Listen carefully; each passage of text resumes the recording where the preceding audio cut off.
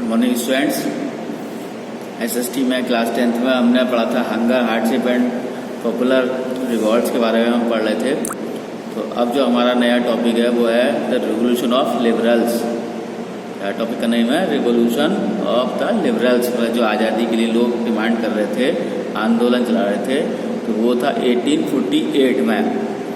तो उसका टॉपिक के बारे में हम पढ़ते हैं कि ये जो है यूरोप की घटना है 1848 की, कि जो रिवोल्यूशन हो रहा था वो एजुकेटेड मिडिल क्लास के लोगों के द्वारा हो रहा था। एजुकेटेड मतलब उसमें प्रोफेसर्स थे, उसमें टीचर्स थे, क्लर्क्स थे।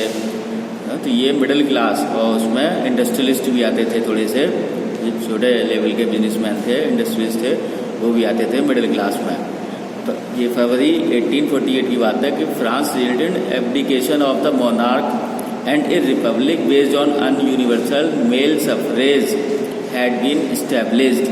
कि फ्रांस में जो था, यूरोप के पार्ट है फ्रांस में, तो वो जो है सफरेज जो है मेल के लिए वो फिक्स हो गया कि वहाँ पे कुछ ना कुछ पैसा, कुछ सुविधाएं, कुछ ज़मीन उन लोगों को दी जाएंगी। तो ऐसी ही डिमांड जो थी वो अदर पार्ट में भी होने लगी।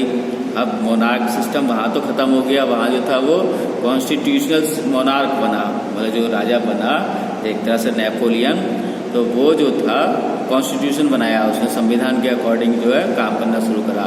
तो ऐसी ही डिमांड जो थी वो यूरोप के दूसरे जो कंट्रीज़ थे, जैसे कि Germany, Italy, Poland, Austro Hungarian empire है ना, ये हंगरी था, ऑस्ट्रिया था। तो यहाँ के जो लोग थे, तो ये ऑस्ट्रो हंगरियन एम्पायर था, जो राजा था मोनार्क वहाँ का ऑस्ट्रो हंगरियन एम्पायर में। तो उसमें जो लोग थे वो मैन और वुमेन, वो भी आज़ादी की बात जो है वहाँ भी उन्होंने उठानी अपनी शुरू कर दी। जर्मनी में, इटली में, पोलैंड में, हंगरी में, ऑस्ट्रिया में, जैसे कि फ्रांस में हुआ इस तरीके से। और उनकी क्या डिमांड थी कि एक कॉन्स्टिट्यूशनलिज्म शुरू हो, कि एक नेशन बने। कि जर्मनी है तो जर्मनी के बहुत सारे राजा होंगे जर्मनी में उस समय, और जो एम्पायर थी वो ऑस्ट्रो हंगरियन थे, मतलब उसका राज्य हंगरी में भी था और ऑस्ट्रिया में भी था, तो वो एम्पायर कहलाती है। तो उनकी क्या डिमांड थी सारे लोगों की, यहाँ के जर्मनी के, इटली के, पोलैंड के, कि एक ऐसा राजा हो जो कि चलाए देश को, तो वो संविधान के अकॉर्डिंग, रिटन डॉक्यूमेंट के अकॉर्डिंग उस देश को चलाए। तो दे टुक बेनिफिट्स ऑफ ग्रोइंग पॉपुलेशन। अब 48 में जो है पॉपुलेशन वहाँ की बढ़ गई, इतने सारे देश आपस में मिल गए।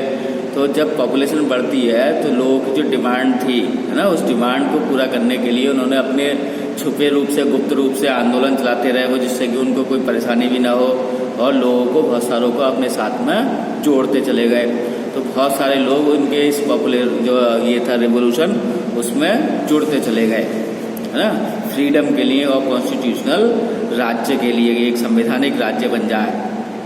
In German region, a large number of political associations whose members belong to middle class, professionals, businessmen and prosperous artisans gathered in the city of Frankfurt and decided to vote for an all German nation assembly। अब क्या हुआ कि जो Germany का reason था, बड़ा area था Germany का, तो उसमें बहुत सारे पॉलिटिकल एसोसिएशंस बन गए इसी आंदोलन की वजह से। तो उसके जो मेंबर्स थे, उस members belong to middle class, जो उसके मेंबर्स थे वो कैसे थे, मिडिल क्लास के लोग थे, जिसमें कौन कौन से बताए मैंने, professionals, businessman, prosperous artisans. Artisans में कोई भी व्यक्ति हो सकता था, तो बताया कि ये नहीं है कि ड्राइंग वाला ही आर्टिशियन होगा, कोई भी व्यक्ति जिसको किसी भी तरीके की कला आती है ना, वो आर्टिशियंस है। चाहे वो लकड़ी का कास्ट का काम जानता हो, लोहे का काम जानता हो, आर्ट का, पेंटिंग का काम जानता हो, या और कोई भी ऐसी कार्यक्रम वो जानता हो जिसमें कि उसमें स्पेशल कुछ निकाल के दे, वो बना के दे। तो ये सारे लोग गैदर्ड हुए फ्रैंकफर्ट में, फ्रैंकफर्ट जर्मनी में जगह है, ठीक है। And decided to vote for all German National Assembly. कि क्या डिसाइड करा उन्होंने कि एक ऐसी असेंबली बननी चाहिए, ऑल जर्मन नेशनल असेंबली, उसके लिए वोट कराएं। तो on 18 May 1848 831 elected representatives marched in a festive procession to claim their places in the Frankfurt parliament.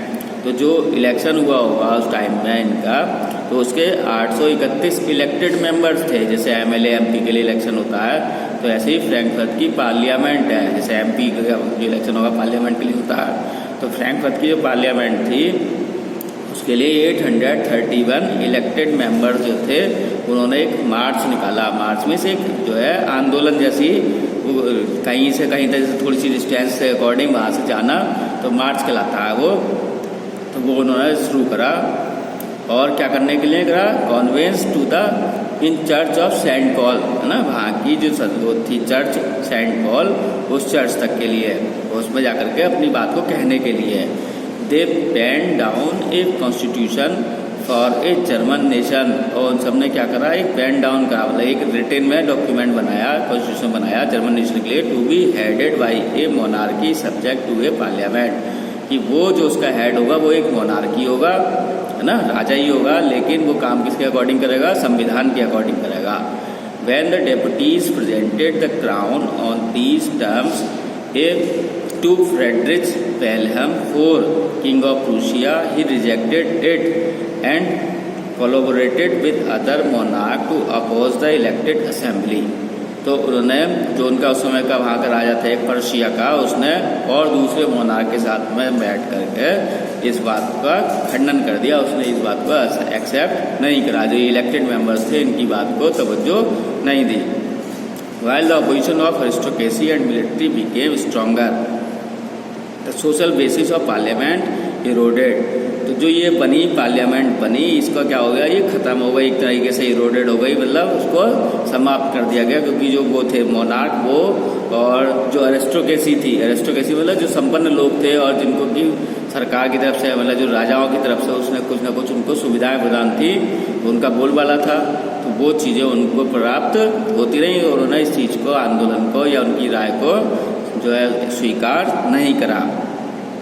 The parliament was dominated by the middle class who fall apart in the demands of the workers and artisans and consequently lost their support. In the end, troops were involved and assembly was forced to disband। और बाद में क्या हुआ, इस सरकार जो राजा थे उन्होंने अपनी सेनाओं को भेज करके इन आंदोलन को कुचल दिया। ठीक है।